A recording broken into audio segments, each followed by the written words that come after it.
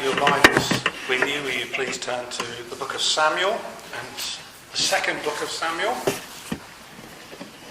chapter 9. So 2 Samuel, chapter 9.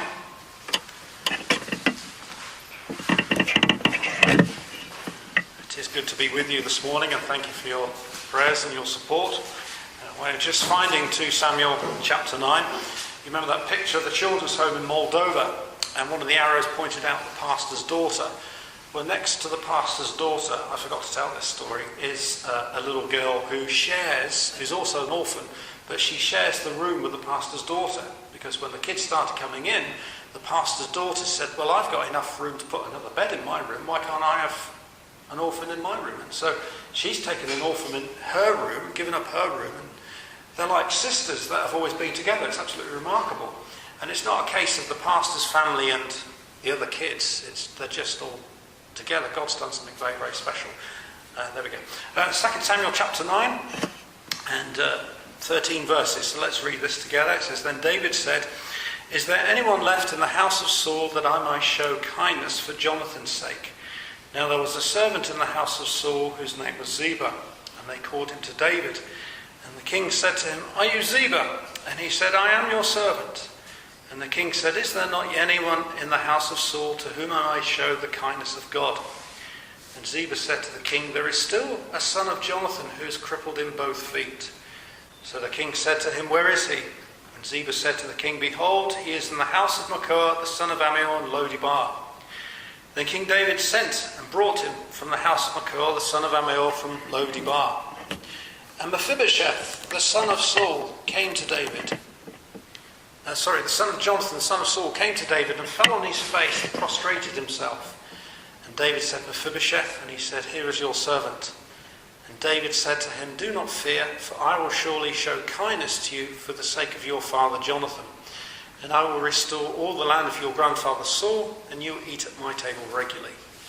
And again he prostrated himself and said, What is your servant that you would regard a dead dog like me? And the king said to Saul's servant Ziba, and said to him, All that belonged to Saul and his house I have given to your master's grandson. And you and your sons and your servants shall cultivate the land for him. And you shall bring the produce, so that your master's grandson may have food. Nevertheless, Mephibosheth, your master's grandson, shall eat at my table regularly. Now Ziba had 15 sons and 20 servants. And Ziba said to the king, According to all my lord king commands his servant, so your servant will do. So Mephibosheth ate at David's table as one of the king's sons. And Mephibosheth had a young son whose name was Micah, and all who lived in the house of Ziba were servants to Mephibosheth. So Mephibosheth lived in Jerusalem, for he ate at the king's table regularly. I really like this story, and I like it for several reasons. Just to put the story in context a little bit, King Saul has been killed in battle, and King Saul's son Jonathan has also died, and King Saul's Jonathan was David's best friend. And so this is why David is looking around and thinking to himself, I wonder if there's anybody I can show kindness to who is a remnant survivor family member of King Saul or my friend Jonathan. This is quite unusual because when a king dies, usually the next king comes along and gets rid of everybody who belongs to that previous king's household. If you look at British history, they've done that in the past. They've bumped off all the relatives, the mother-in-law, the aunts, the uncles, all the advisors to the previous king or queen, so that nobody can come back and take over the dynasty that is now being taken care of. Now, even in David's time, thousands of years ago, this was still the case. Kings or queens of other nations, and indeed Israel, if they wanted could go through all the previous king's family and bump everybody off so nobody could come back and take authority over him. Sometimes David gets things wrong. We're aware of the story of David and Bathsheba, aren't we? Where there's this woman who is having a bath on a rooftop, and David looks at her and takes her into his own house and commits adultery to her. Well, that probably wouldn't happen in the UK, because I can't imagine any ladies having baths on their rooftops because it's too cold and too wet in the UK. But nevertheless, David sometimes does things really wrong, but then seeks God's forgiveness. But here he does something that is so unselfish, so abnormal for the day, that it's worth considering what is really going on in this story. because it really is a total selfish-less act. When we think of politicians and other people in power today, one of the things that we're concerned about isn't just the levels of corruption, but the whole sense of doing things for themselves. And David does not do this. He actually shows an act of kindness. Now, this word kindness he uses 3 times in this passage. First of all, in verse 1, he says, is there anyone I can show kindness to? In verse 3, he says, is there anyone left that I can show the kindness of God? And again in verse 7, he says, he's going to show kindness. Now, does he simply mean that he just wants to show an act of charity? Well, we need acts of charity. As a mission, we're involved with acts of charity. Even in the war zone, we're supporting a Christian baker so he can bake enough bread to give away to people who don't have any. But we actually need more than charitable acts. Charitable acts don't save the world. When we think of how much money Britain has put into Africa over the last 40 years, it's an extraordinary amount. Now, I'm not saying that's wrong, but I'm just saying we actually need more than just putting money and material things into a nation to change a nation. It has to have a change of heart. And so what David is doing here is going far deeper than just an act of charity. The language in which this was written in, the word for kindness is a Hebrew word chesed, and it means to show an act of kindness to maintain a relationship and make sure that relationship is kept even stronger. Now, why would David want to have a relationship with the family of King Saul? Because if you know your Bibles well, you'll know that King Saul wasn't always very pleasant to David.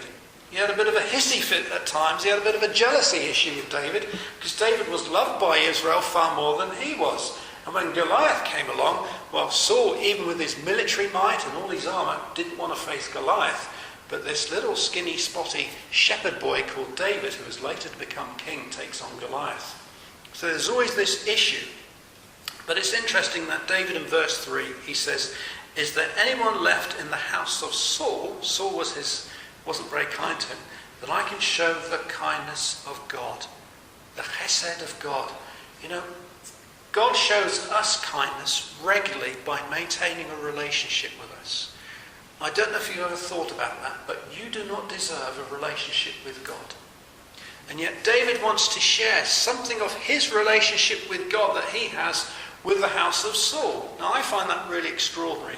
Think about people who you don't necessarily get on well with life, and then think, do I want to have a relationship with them and a friendship with them? Well, I think of some people in my neighbourhood who are a little bit noisy, and I think, well, I'm not sure if I want to mix with them. Well, God wants to mix with them. But David actually wants to share something of his relationship with the house of Saul that he has with God. And this is why he says in verse 3, is there anyone left that I can show the kindness of God? That's more than just giving Mephibosheth a bit of soup and a bit of bread. Now, we need to give people a bit of soup and a bit of bread. I'm not saying we don't, but we need to go further than that. But we need to ask ourselves the question this morning, what is the kindness of God? If it's more than just an act of charity, what is the kindness of God? And how has God shown his kindness to us? Well, as we go through this passage, I think we can begin to see what the kindness of God actually means. And the first thing that we see is that as Mephibosheth is called into King David's royal household, into his palace, the first thing that David says publicly, and remember all this stuff that David is about to say is being told publicly. He doesn't make a secret deal with Mephibosheth and say, I'll give you a couple of quid if you just keep quiet. He says in front of everybody in his royal household, as Mephibosheth is brought in, verse 7, he says, do not fear. Because Mephibosheth comes in fear and trembling, knowing full well that David is the new king and he could just cut his head off if he wants to. Which is why Mephibosheth falls at his feet and says, why are you considering somebody like me, somebody who is like a dead dog? See, Mephibosheth could not even give himself to be a servant to the household of David. First of all, he's crippled in both feet. But secondly, he's the grandson of one of King David's enemies. So he can't even offer himself for service as David. Which is why he says, why do you consider me a dead dog? Do you know what a dead dog is like? I saw a dead dog in the Ukraine just the other day. And you could tell what kind of vehicle had run over it. It was in the road, it was all dried up, its eyes were popping out, its tongue was hanging out. It had double tread marks across its body, so it must have been a big truck. And it was in a terrible state. It was smelly, it was stinky, it had maggots. There was nothing attractive about it, and there was nothing useful about it. And this is how Mephibosheth comes in and presents himself to David. He says, there is nothing attractive about me, and there is nothing useful about me. And he falls at his feet and says, I'm hopeless and I am helpless. And yet David in verse 7 says, I'm going to show you kindness. I'm going to show you, a dead dog, more kindness than you can possibly imagine, because I want a greater relationship with you than I had with your father. Now his father was Jonathan, who was the son of Saul, and David and Jonathan were the best of buddies. And here's David said, you might be a dead dog, but I'm going to show you far more kindness and far deeper relationship than I had with your father. So he says that publicly. He says, first of all, do not fear. Then he says, I'm going to show you kindness. Then it gets even deeper. He says, I will restore to you, I'm going to give back everything your father had and your grandfather had. Now David was entitled to keep all the land that the previous king had. That's how kings and queens get wealthy. I'm not going to say where the queen got her wealth from, because I've got absolutely no idea. But in days gone past, that's how kings got wealthier and more powerful. They took the lands from the kings that had died. But David doesn't do that. What is rightfully his, he turns over to Mephibosheth and says, I'm going to bring restoration into your life. I'm going to bring hope into your life. Where there is despair right now, I'm going to give peace and security. And then the next thing that we see, it just gets even deeper. He says, but you're going to come to my table and sit at my table regularly. And when he says regularly, it means without interruption. You're going to be number one at my table. As you read through this text, it says that Mephibosheth came and sat at King David's table as one of the king's sons, without interruption. He was number one. He was considered just as important as they were. And guess what? As Mephibosheth came and sat at King David's table regularly, nobody could see that he was crippled in both his feet. All they could see, because the table covered his brokenness and his fragility, all they could see was the top upwards, and that he was equal to the king's son.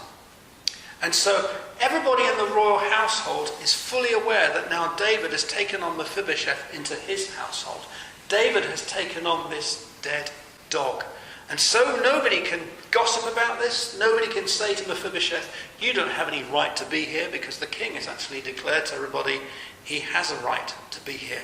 And when you look through this, there is this public declaration over and over again of what David is doing for Mephibosheth. He's saying to him, you will have a future and I will see to it. But it gets even better than that. The blessings that are coming upon Mephibosheth, David says, this guy Ziba, who used to be your father's servant and your grandfather's servant, he's now going to be your servant. Now this guy Ziba was pretty wealthy, because even though he's a servant, he has slaves of his own. So he's pretty wealthy. And so all the wealth of the servants now belong to Mephibosheth. So Mephibosheth comes from this place where he can't look after himself because he's a dead dog and he's a cripple, to the point where he's eating at the king's table regularly, and he doesn't have to think about who's going to look after him in old age, because David has now set him up. You will eat the produce of your forefathers' lands, and I will make sure of it. And I'm going to treat you as if you were my son. In fact, this sense of you going to eat at my table regularly, David's actually saying public to everybody, I'm going to treat Mephibosheth as if he was my only son. Just absolutely extraordinary. Remember this little bit in verse 3 when David says, is there anyone left in the house of Saul that I can show the kindness of God? You see, the kindness of God is unending. It goes beyond what we could possibly imagine. It's more than just a bit of bread and a bit of soup. God actually prepares a way for us where we are looked after for the rest of our lives. I'm only able to stand here today because God looks after me. And Mephibosheth could look back and see, actually, the hand of God has been on my life. I don't deserve any of this, but God has blessed me. And I think as we look at this, as David shares something of his relationship with Mephibosheth, I think what David does is three things. And these three things around the table also remind me of the Lord's table. Because tables are really important in Eastern culture. They are a place where you only invite people you can trust. The 23rd Psalm says, "You have prepared a table before me in the presence of my enemies." It goes on in the 23rd Psalm to say, "You have filled my cup, and my cup runs over." The table is a place of blessing. And as we sit around the Lord's table, and as we think about this table that David has sat Mephibosheth around, I think what David has done is three things. The first thing that David has done is dealt with Mephibosheth's past. Mephibosheth, as you see in verse 4 and 5, Mephibosheth comes from a small city called Lo-debar. And Lo-debar is exactly how it sounds. It's a low place. It has difficult employment prospects. It's difficult to communicate to because it's right out in the bush. It has no future. There is high unemployment there. It's difficult to grow your own food there. It's a really difficult place to exist. So it's exactly how it sounds. And in the United Kingdom, we have places that sound a bit odd as well, don't we? Like Bognor. Sorry if you come from Bognor, but it just doesn't sound very attractive, does it? Or Ramsbottom. I mean, who on earth named a place Ramsbottom? I apologise if you come from Ramsbottom. I'm sure it's a really nice place. But Lo-debar is the Ramsbottom sounding place of the ancient world. And if you say, "I come from Bognor" or Ramsbottom, you say, "I come from Lo-debar." And David deals with that. He says to Mephibosheth, "You no longer come from that place where it's difficult to live, where there are no prospects. You no longer have to live in that place. I'm going to deal with your past." So his past is dealt with. You know, that reminds me of what Jesus has done. As I sit around his table at time to time, it reminds me that Jesus has dealt with my past. I no longer live in a place spiritually that is hard to live in. When we think of the problems in the world today, they're not just based on material issues or education issues. We've got some of the most educated people, some of the wealthiest people, some of the brilliant minds in the world, and yet that has not solved any of our problems. What we need is spiritual change and spiritual hope. And we need to change from living in a place like Lo-debar to come and sit at the King's table. And as we sit at the King's table, we were all spiritual cripples. I'm glad that God doesn't tell you what my spiritual crippledness is. And maybe you're glad that God doesn't tell me what your spiritual crippledness is. You see, as we sit at the King's table, as we sit at the Lord's table, it reminds us that our past is dealt with, but it also tells us, number two, that our present is blessed. Because we sit in the presence of the King. And Mephibosheth now had access to King David any time he wanted. He could just walk into his living room. He could just walk into his kitchen. He could just walk into his dining room without any invitation because he was now one of the king's sons. His present is blessed. We come to church on a Sunday morning not necessarily because we feel like it, but because he is worthy and he has opened up his kitchen to us. He has opened up his table to us. He has opened up every aspect of heaven to us whenever we want to just walk in. Because John's Gospel says he has given us the right to be called children of God. My past is dealt with. My present is blessed. Just like Mephibosheth. That is what the kindness of God is like. You see, kindness is more than just a bit of soup and a bit of bread. We need a bit of bread and a bit of soup. But it has to go further than that. And like in the world today, its past is not dealt with, and that's why people do things they shouldn't do. And their present is not blessed. What an opportunity that you and I have to share the kindness of God with those around us. This is one of those occasions where David gets it so right, isn't it?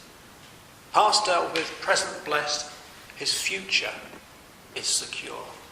Whatever happens in this life, what happens in Mephibosheth's life, his future is secure. He's had a change of place. He doesn't live in Lo-debar. He now lives in Jerusalem. That's where the king lives. It's got the best hospitals. It's got the best education. It's got the best internet. It's got, well, maybe not the internet, but it's got the best food. It has to be the best place because that's where the king lives. The book of Philippians in the New Testament says this, that our citizenship is in heaven. Our past is dealt with, our present is blessed, and our future is secure. this is what the kindness of God is like. And it's even deeper than that, because there is a little bit here in verse 12 when it says Mephibosheth had a young son whose name is Ziba.